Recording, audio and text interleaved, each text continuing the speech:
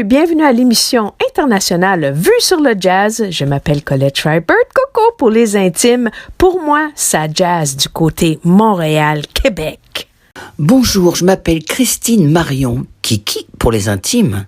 Et pour moi, ça swing terrible dans la belle ville d'Annecy et dans toute la France. Bienvenue sur Vue sur le jazz international. Aujourd'hui, on a le plaisir et l'honneur de recevoir l'artiste française Enzo. Enzo! Bonjour, Enzo, ça va? Bonjour, ouais, bonjour. Ça va. Bonjour les filles. Bonjour Christine, toi, ça va bien?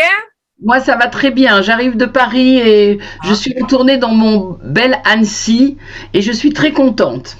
Bon. M'étonne. Et moi, je suis à Montréal. Et vous, cher Enzo, vous êtes dans quelle région?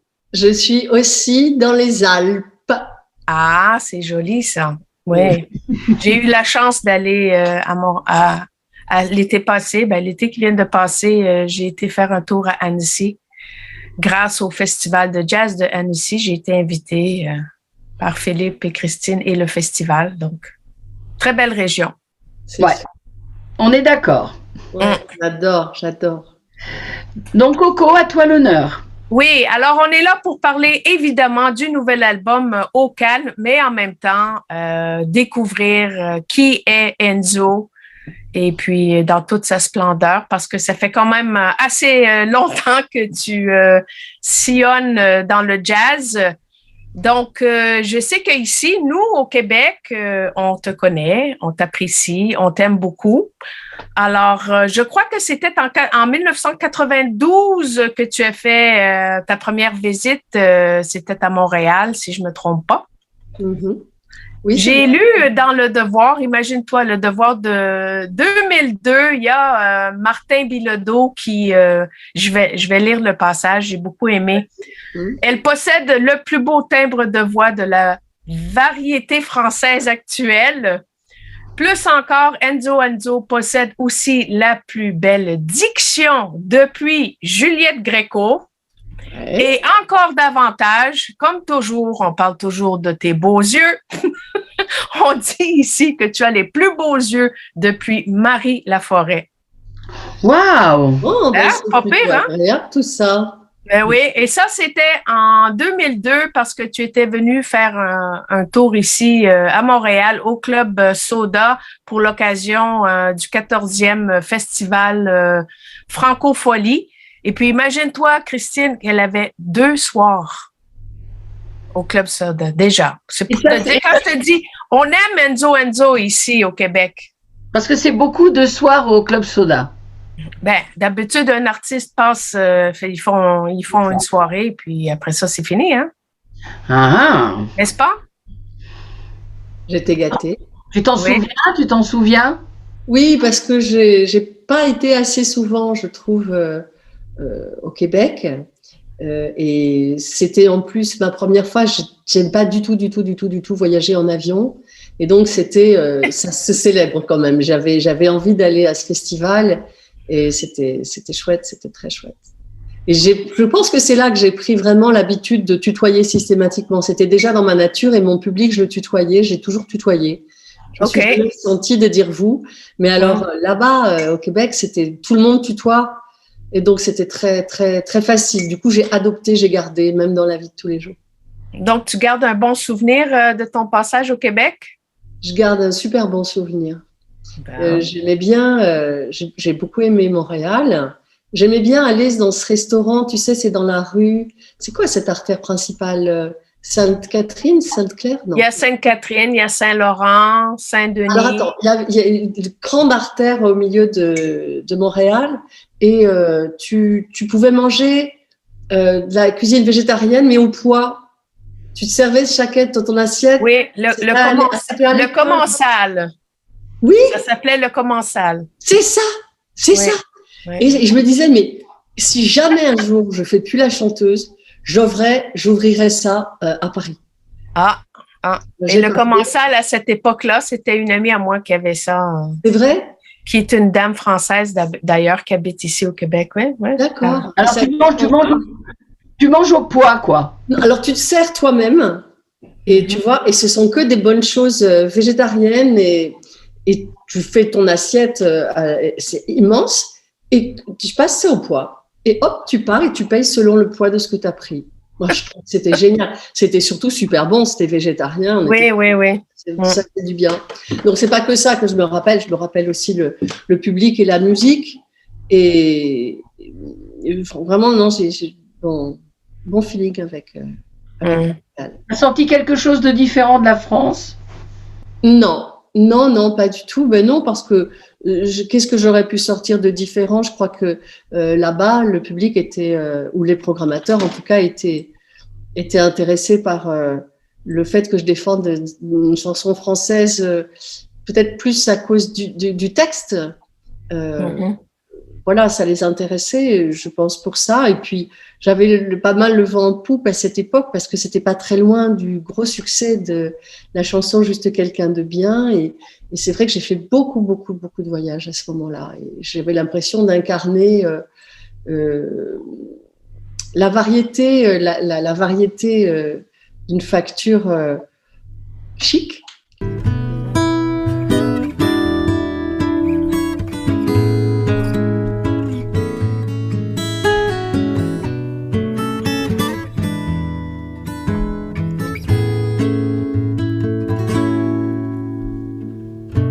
Devant ses illusions, une femme que plus rien ne dérange. Détenue de son abandon, son ennui lui donne le change. Que retient-elle de sa vie qu'elle pourrait revoir en peinture? Dans un joli cadre verni en évidence sur un mur. Un mariage en technicolore, un couple dans les tons pastels. Assez d'argent sans trop d'efforts pour 2-3 folies mensuelles.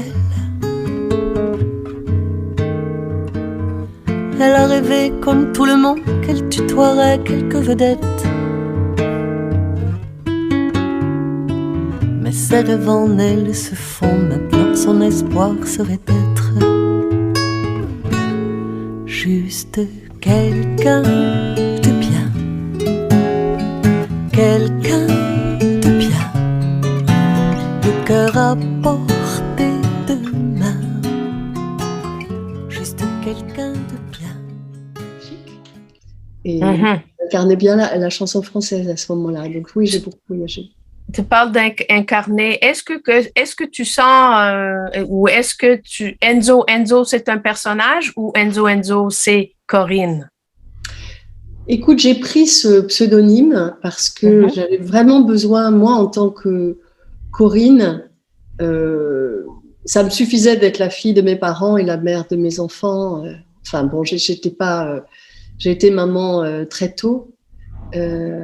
Et j'avais pas spécialement, je pense, l'audace de me dire que j'allais.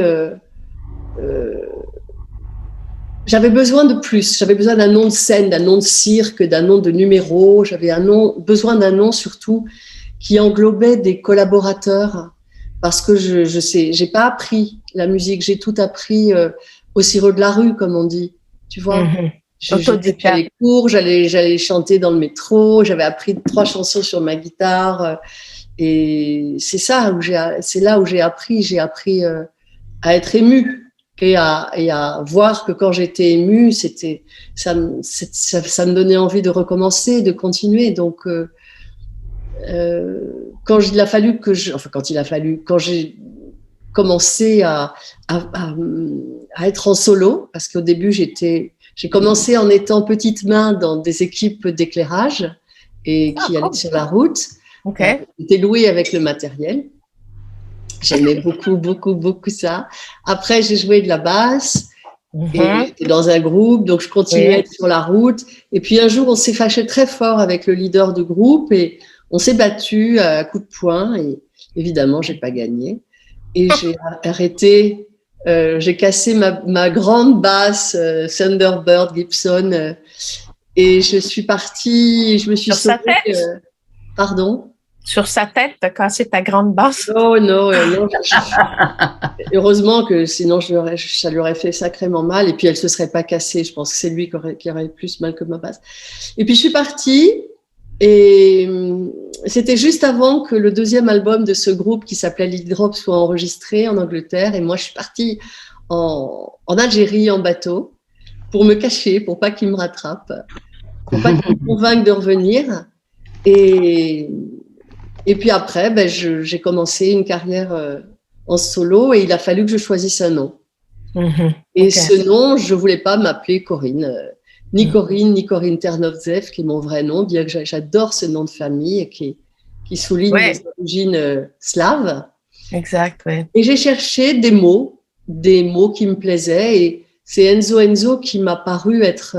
Parce que c'est un diminutif, Enzo. Pour moi, c'est comme un petit mot d'amour. C'est comme on dit coco ou c'est comme on dit chérie. Ou, tu vois, c'est un diminutif, c'est un mot gentil. Et je l'ai dit 2 fois parce que je sais bien que c'est un prénom d'homme et je sais bien que je ne suis pas du tout virile. Et puis, ça me permettait de m'acoquiner, de présenter en même temps que moi, dans mon projet musical, tous les artistes avec lesquels je collabore.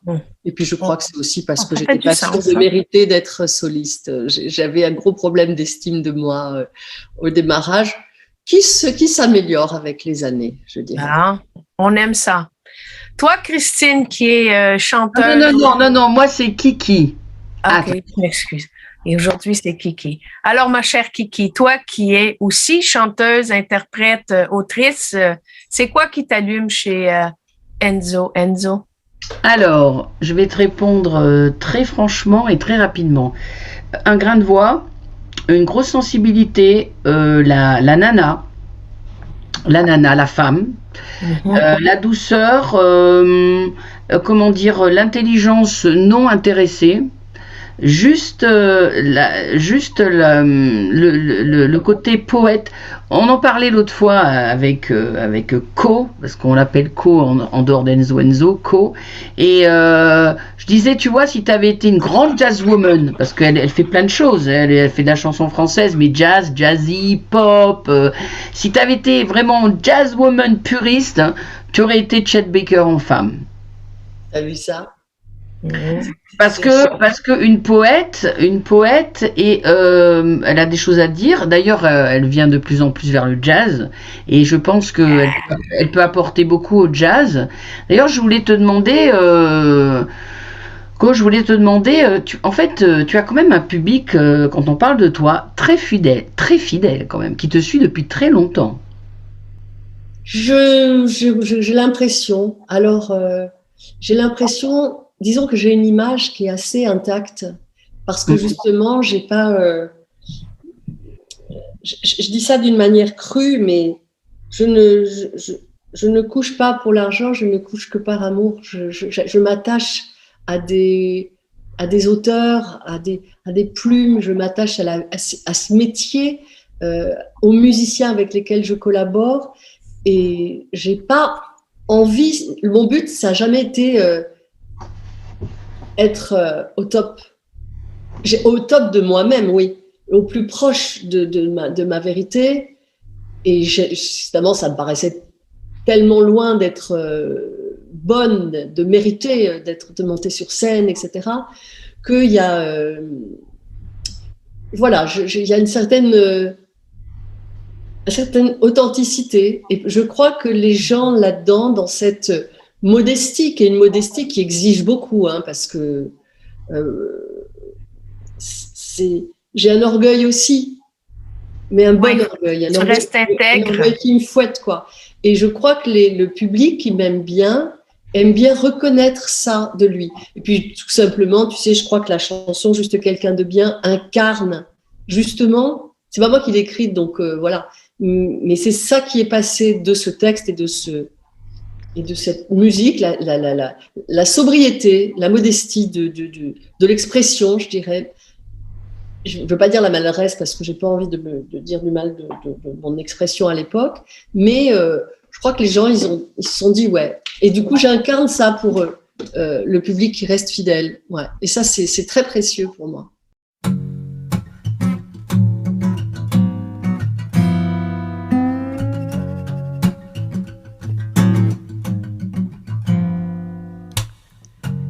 pas rêvé d'une plage, je l'ai vue. Je n'ai pas rêvé d'un arbre, je le sais. Ni les volcans, ni la brume, je le sais. Je n'ai pas rêvé de l'homme, j'en ai cru. Je n'ai pas rêvé les livres, j'en ai lu. Et les colibris, les loups, les sources, je n'ai pas rêvé.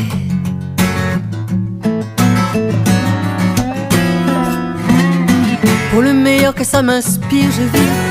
Pour le malheur et pour le pire, je vis. Pour l'or, oublié dans les rivières. Le jour hésitant sur tes paupières. Pour un ricochet sur la terre, je vis. Je n'ai pas rêvé. Moi, j'aime bien la chanson Quelqu'un de bien, mais moi, j'aime surtout Les yeux ouverts parce que ça vient d'un standard de jazz que tu as écrit toi. On a fait l'adaptation, absolument. À l'époque, j'ai commencé à écrire l'adaptation pour cette chanson et Brice Holmes, qui travaillait aussi avec le même éditeur, Max en Fuchs à l'époque, Feu Max en Fuchs, on l'a terminé avec moi. Ouais. Je ne t'ai pas posé la question quand je t'ai fait une émission de radio. Tu sais combien tu as écrit de chansons? Non. Mais tu en as écrit beaucoup. Ouais, j'en ai écrit beaucoup. Peut-être j'aurais dit une vingtaine, peut-être 15, 20, peut-être quelque chose comme ça. Et Coco, est-ce que vous avez entendu parler de ce nouvel album Au Calme? Oui, j'ai quelques amis qui aiment bien. Et moi aussi, j'apprécie beaucoup. J'ai quelques pièces préférées déjà sur cet album-là. Donc, oui, c'est bon. C'est quoi on aime. Ben évidemment, il y a toujours celle avec Stacey Kent qui est magnifique et puis Les yeux ouverts parce qu'évidemment c'est un standard. Mais sinon, j'adore Juste quelqu'un de bien, Ballet de crin, j'adore ça, c'est superbe. Et puis Légère aussi, j'aime beaucoup. Ok. Ça c'est celle qui me touche le plus. Oui.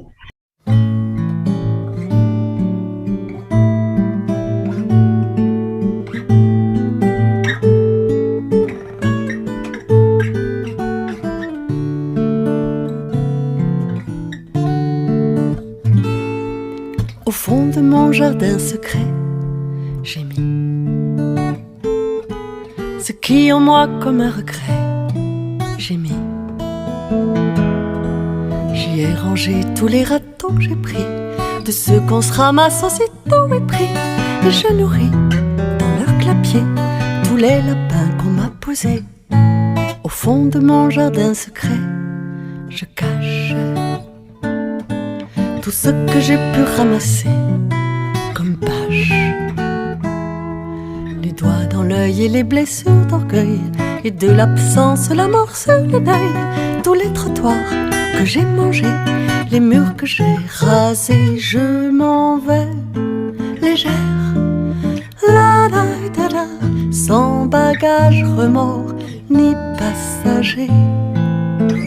Je m'en vais légère, et l'air est léger. La, da, da, da. Tu as abordé beaucoup de thèmes de vie dans tes chansons, dans tes albums, tous très différents.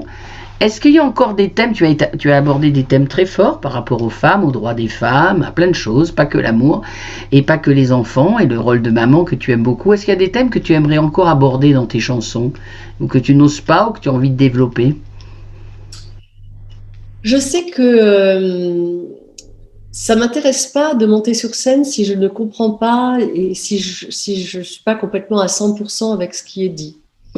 Et du coup, l'écriture m'importe, mais le fond aussi, parce que la chanson que je porte, le style de chanson que je porte, c'est une chanson qui raconte les sentiments des gens ou l'époque. Tu vois, c'est ça la tradition de la chanson française. Il y a des chansons vraiment bêtes que j'adore entendre, tu vois, des années 50, des années 40, parce qu'ils racontent, tu comprends comment était, tu vois, il y a une chanson qui dit, mes beaux yeux et mon sourire, c'est tout ce que j'ai. Avec mon permis de conduire, c'est tout ce que j'ai. Et je trouve que c'est tellement parlant que la fille, elle parle de ça et tu te dis, bon, ben voilà, tu te rends compte de la nature de la personne. Bon, moi, ces chansons qui font rigoler, j'adore ça. J'adore les chansons bêtes, mais il y a quelque chose dans la pop qui m'agace, c'est que c'est pas beau, c'est pas une belle écriture et je me projette pas, tu vois. Donc, ce qui sauve ce type de musique, c'est le son, c'est la musicalité, c'est le fait que, bon, du coup, tu dodelines, tu peux conduire ta bagnole, mais ça me prend pas dans mon cœur, tu vois, ça me prend pas dans mon cœur. Et je crois que j'ai perdu le fil de ma réponse, je suis tellement bavarde. Mais qu'est-ce que peut-être j'ai pas abordé? Oui, c'est-à-dire que on peut pas parler de choses trop profondes dans une chanson. Il n'y a pas beaucoup de gens qui ont réussi à le faire. Parfois, il y a Souchon, il y avait Gainsbourg. Dans les gens d'aujourd'hui, chez les rappeurs, oui, il y a des mecs qui arrivent à dire des choses, mais une chanson, c'est fait pour soit de se reconnaître, soit de distraire au niveau du propos, tu vois, soit de faire pleurer. Et tous les thèmes ont déjà été traités. Après, c'est la manière, je crois, l'interprétation, elle vaut cher, quoi. Ouais, ça vaut pour beaucoup, ça. Il y a des chansons que j'ai réussi à, si je les lis sur le papier, je les trouve bof, m'en fous un peu. Et puis une fois qu'elles sont dans la bouche, une fois que je l'entends par quelqu'un, ou une fois que moi je l'ai chanté, je me dis, je l'ai pas vu arriver celle-là, tu vois. Donc c'est ça qui est vraiment beau dans le répertoire, c'est que dans la chanson et dans ce que j'aborde, c'est que je cherche cette musicalité, ce feeling que j'éprouve quand j'entends de la musique jazz, des chanteurs de jazz ou des musiques instrumentales jazz et de la musique aussi brésilienne, c'est que le timbre de voix me bouleverse et m'attrape. Je tombe raide amoureuse de l'artiste, tu vois, à cause de ça, à cause du timbre aussi de l'orchestre. Et puis, il y a la manière. Le fait que l'artiste soit véloce et une voix pas possible, je dis oui, voilà, ouais, bon, chapeau, c'est vrai, c'est beau, ça délivre, mais j'ai pas envie d'être comme ça. Je m'en fous. J'ai envie de pleurer. J'ai envie de pleurer ou de me dire, d'être légère, justement. Mais d'être... Tu aimes chanter ton âme. Ouais, et l'entendre aussi. L'entendre chez les autres, tu vois. C'est ce qui me motive. Moi, c'est ce qui me motive à aller sur la route, à aller dans un théâtre, à dire, il y a des gens qui vont payer. Ils vont se mettre dans le noir. Et moi, j'ai fait je sais pas combien d'heures de route et je trouve que vraiment j'ai grossi. Oh là là, j'ai des bajoux maintenant. Oh là là, cette chanson, j'ai peur de me tromper ou je suis pas assez bonne pour faire bien ce truc. Oh, il faut absolument que je sois amoureuse du répertoire. Absolument. Sinon, sinon, ça vaut pas le coup. Sinon, je vais pas y aller. Et à la fois, tu vois, j'ai rencontré Christine. Kiki, alors c'est ici qu'on t'appelle Kiki, ici, quand tu es dans l'écran. Il y a Coco, et il y a Kiki, tu vois. Tu vois, elle me disait, elle m'invitait vraiment à aller vers le jazz, à oser le chanter. Alors je lui disais, mais moi j'ai un accent anglais, mais de merde. C'est pas possible. Et autant ça peut avoir un petit charme de m'entendre parler en anglais, je pense que chanter, ça va être navrant. Et c'est pas évident les adaptations, donc je sais que Kiki en fait, mais il faut le détachement qui va avec pour le dire. Et moi, je viens ça fait 30 ans plus. Attends, quel âge j'ai commencé? Enfin, ça fait longtemps. Je joue mes textes. Tu vois.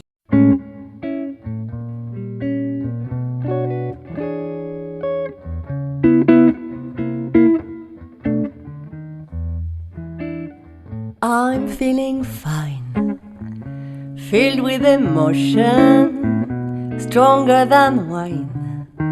They give me the notion that this strange new feeling is something that you're feeling too.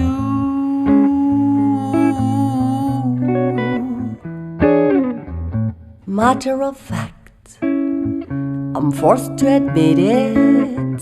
Caught in the act, and maybe we've hit it. It's this strange new feeling, something that you're feeling too. If this is love, it's a rhapsody. I'm gonna sing it like a song.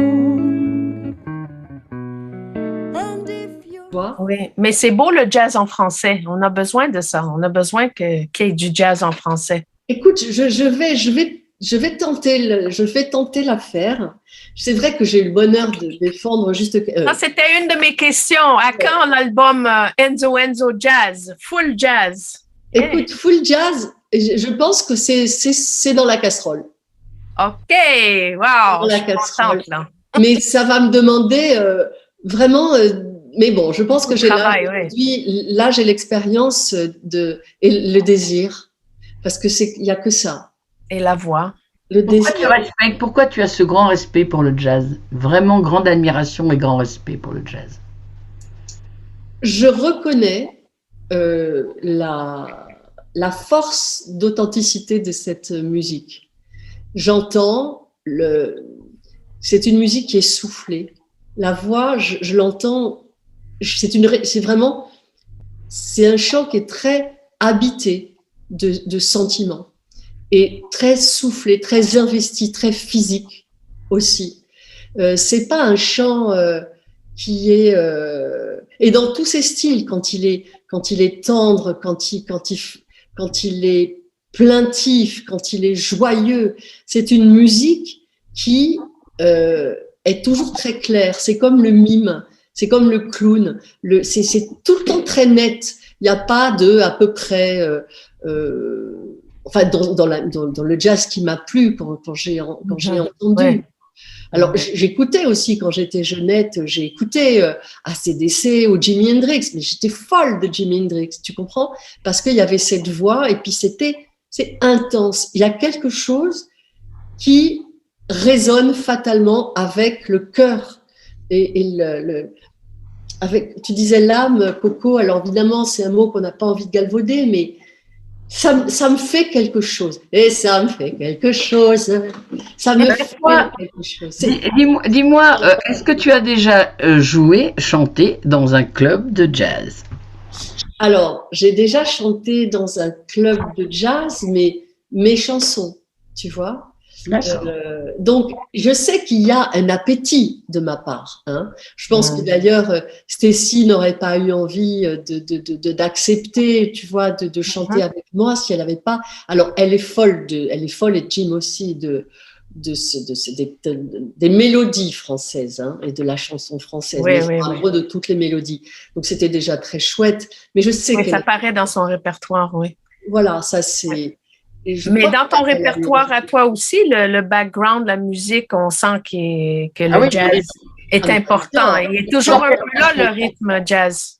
J'ai eu de la chance aussi, tu vois, il y avait Gabriel Yared qui a fait la musique d'un film pour Elie Chouraki qui s'appelait Les Marmottes. Et Elie, pendant qu'il écrivait son scénario, il écoutait tout le temps les yeux ouverts. Et quand il a commandé la musique à Gabriel Yared, il a dit « J'aimerais mettre les yeux ouverts dans le film. » Tu vois. Oui. Et Gabriel lui a dit « Mais non, je la connais, cette femme, et on est amis. Et c'est vrai qu'on est amis depuis que je suis toute petite, depuis que j'ai 18 ans, 19 ans. » Et il a dit « Non, on va faire une chanson avec elle. » Et donc, il m'a demandé, parce que Gabriel Yared veut que j'écrive des paroles. Donc, il m'a dit, tu vas faire la musique, je te donne le premier mot. Il m'a dit, parler. Ok, j'ai dit, d'accord, je suis partie là-dessus. Il m'a donné le thème musical. Et on a amené ce thème à Elie Chouraki, qui était ravie. Et donc, excuse-moi, c'est un peu long, mais je t'explique tout, puis tu couperas. Oui, le processus. Voilà. Ouais. Et Elie Chouraki a aimé. Et c'était... Elie voulait de la musique jazz. Et alors, Gabriel, j'ai adoré, on a pris un petit avion, il a donné le thème à un instrumentiste, à un arrangeur londonien, qui a fait l'arrangement avec un grand orchestre. Et on est parti avec un petit avion, moi qui ai horreur de l'avion, on a pris comme un bus, tu sais, un mini-avion, on n'était pas beaucoup dedans, un autocar qui vole. J'étais terrifiée. On est arrivé à Londres et le gars a fait la session et j'ai chanté avec et c'était bien. Et avec Gabriel encore, la version non orchestrée, parce qu'on a fait 2 versions, on l'a faite à Paris dans un studio et il y avait les musiciens, c'était Ceccarelli,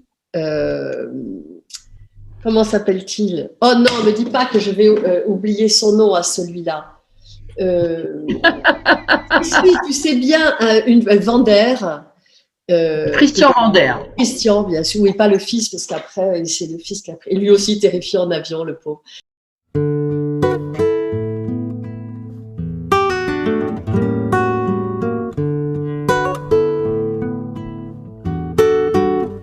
Ça y est, la nuit s'éteint. Les ténèbres s'en vont se cacher dans les creux.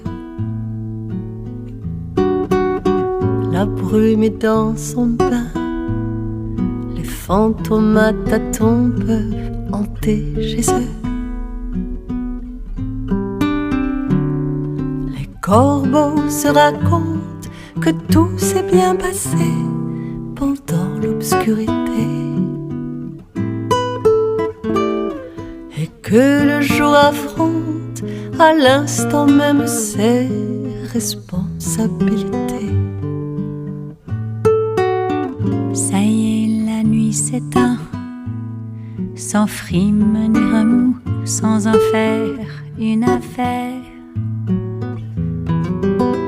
Oublié dans un coin, la lune se dissout comme un Alka-Seltzer.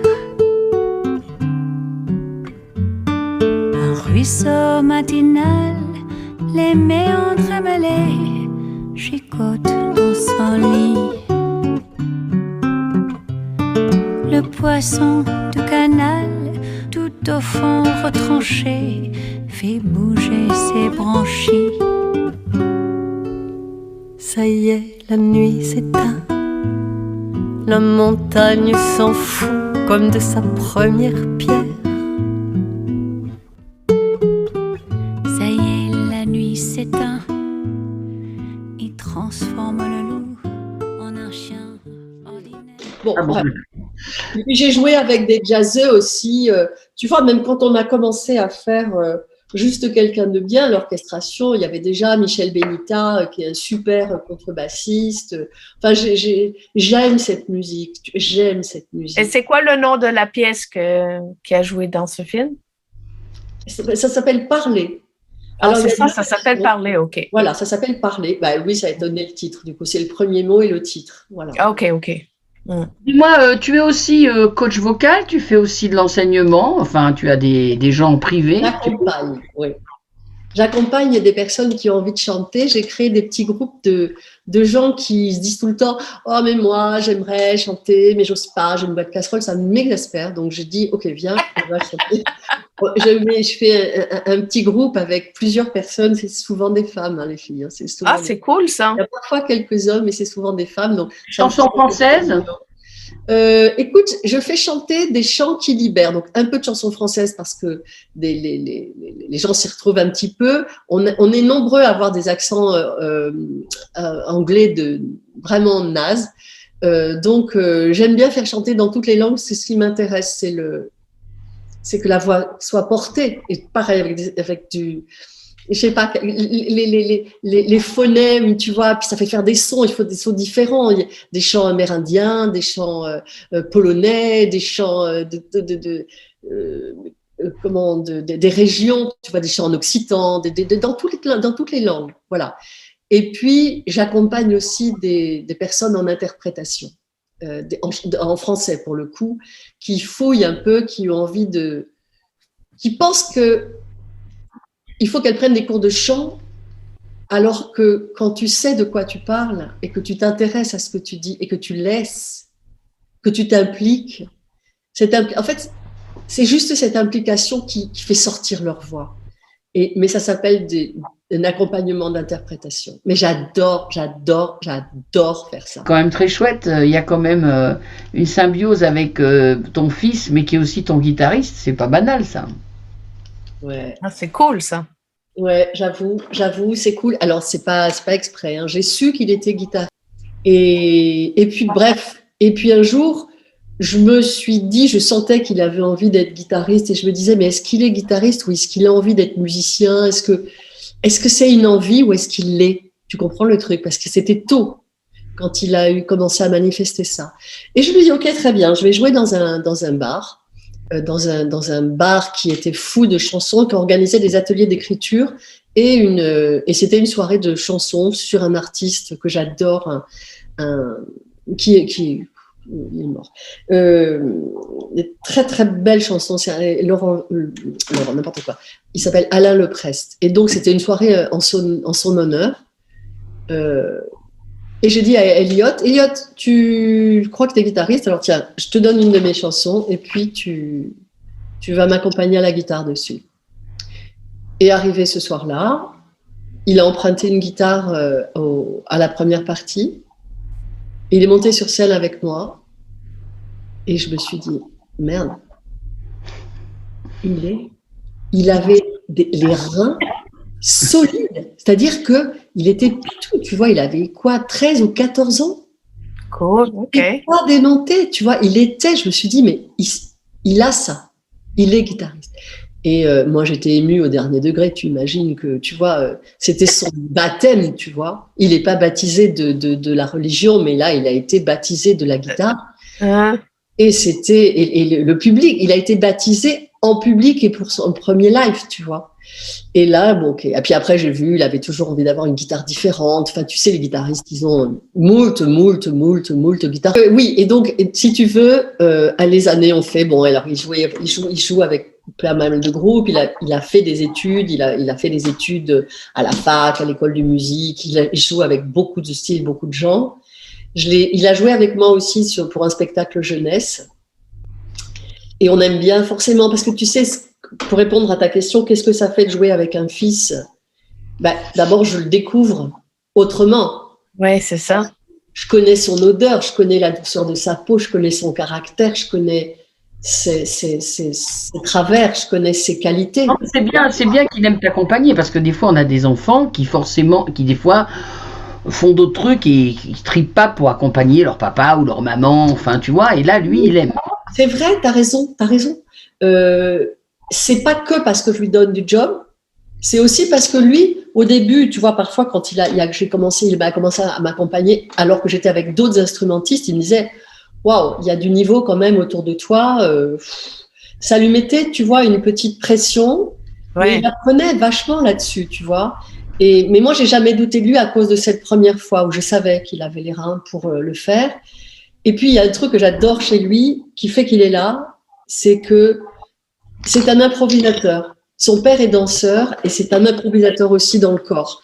Et ce mec, Elliot, il est très généreux, tu vois. Alors, bon, il a parfois le défaut de sa jeunesse, c'est-à-dire qu'il est très, tu vois, il a horreur de répéter. Et à chaque fois qu'on répète, il n'arrête pas d'improviser. Et moi, une fois, je dis, alors on répète pas, tu vois, c'est pas possible. Oui, là, par exemple, tu fais un concert à la Cigale, il est là, entre guillemets, en chanson française, en chanson jazzy, ça a été beaucoup répété ou en fait pas vraiment? Mais n'importe quoi, presque pas. On va jouer samedi, là. C'est un guitariste jazz, ça. Seulement 4 concerts sur ce répertoire. C'est un truc de fou, quoi.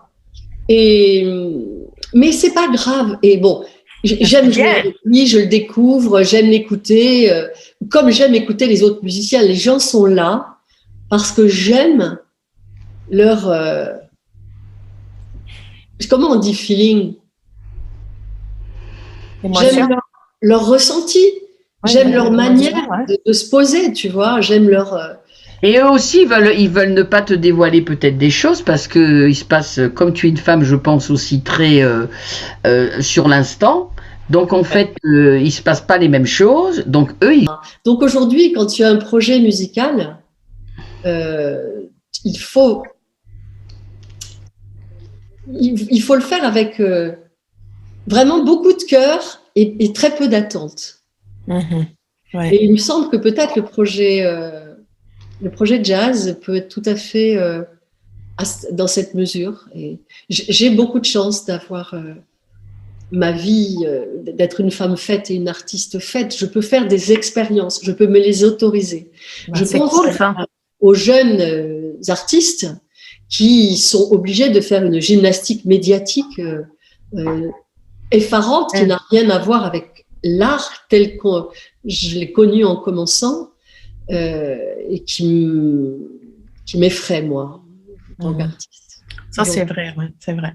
Mais aussi, en parlant des salles de spectacle, les salles de concert, moi, je préfère toujours des plus petites salles parce que c'est plus intime. Et puis, je dis toujours à mes auditeurs et auditrices que le fait que la salle soit plus petite, ben, tu es plus proche du musicien, la musicienne, l'artiste qui est devant toi. Et après, tu as souvent la chance de pouvoir échanger avec l'artiste que tu es venu voir, que tu aimes. Tandis que quand c'est une grande salle, ben, il n'y a pas d'intimité. Et puis, pour l'artiste aussi, c'est le contact du public, me semble que c'est plus le fun, c'est amusant. Carrément, tu as tout à fait raison, Coco. Moi, j'adore interagir avec les gens et du coup, il faut que je les ressente, quoi. C'est ça, exact. Un théâtre, c'est propice, quoi. Et puis surtout, il y a aussi, simplement sur le plan acoustique, c'est matériel. C'est que, tu vois, les émotions sont quand même gardées. Les vibrations sont quand même, tu vois. Il y a un truc, par contre, je ne sais pas si vous aimez ça, vous les filles, dans le jazz, mais moi, c'est les festivals en plein air. Souvent, c'est joli à voir, mais le son s'échappe, s'envole. Ouais. Et je pense que pour un certain type de son, c'est pas cache, tu vois. Et ça, c'est important.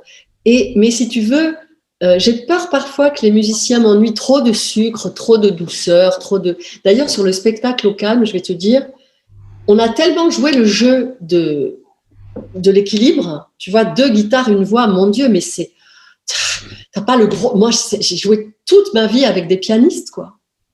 Et d'un seul coup, je dis, mais ils sont où, là-haut? En plus, ça bouge pas, c'est tout petit, le guitariste, il est sur son truc, tu vois, c'est dingue, quoi, tu vois, Et à un moment... Mais les gens, ils viennent te voir toi, donc c'est à toi. Oui, enfin, mais moi, je viens parce que c'est eux aussi, quoi. Mais c'est pas tellement qu'on me voit pas, je suis bien obligée qu'on me voit, mais c'est que c'est très, très, très ténu, tu vois, au niveau du son. Donc, il faut vraiment... tu es obligé d'être super intensément là, quoi. Et de faire rire aussi. Tu vois, m'en faire rire, j'aime bien le faire. Mais quand on est dans un petit lieu, oui, du coup, tu peux le faire. Il y a de la répartie, quoi. Quand j'entends une chanson que j'aime, mais je me dis, mais waouh, ça tout de suite, là, je la prends. Est-ce qu'elle va m'aller pourvu qu'elle m'aille? Est-ce que dans ma tonalité, est-ce que dans ma façon de faire, est-ce qu'il n'y a pas un ambitus trop grand? Est-ce que je vais pouvoir le faire? Et si je l'ai pas, comment on va pouvoir faire? Et là, c'est là aussi que j'adore jouer avec des musiciens. C'est que, voilà, c'est... Voilà. Écoute, coach, je te remercie beaucoup parce que nous, on habite la même région et on va se voir pas mal. Mais en tout cas, je suis ravie de t'avoir fait découvrir cette femme exceptionnelle qui est Coco, que tu vas revoir l'année prochaine au festival en 2022. Oui. Et qui est très connue, qui est une amateur bénévole, éclairée, talentueuse, qui a donné une partie de sa vie à la radio et à faire connaître les musiciens de jazz. Génial. Ben, c'est ma passion. Et voilà. Moi, je suis très heureuse, cher Enzo, de t'avoir rencontré comme ça virtuellement. Et j'ai hâte qu'on se voit en chair et en os. Et je te souhaite beaucoup de succès avec ton projet Au Calme et au plaisir de te retrouver. Salut les filles! Salut!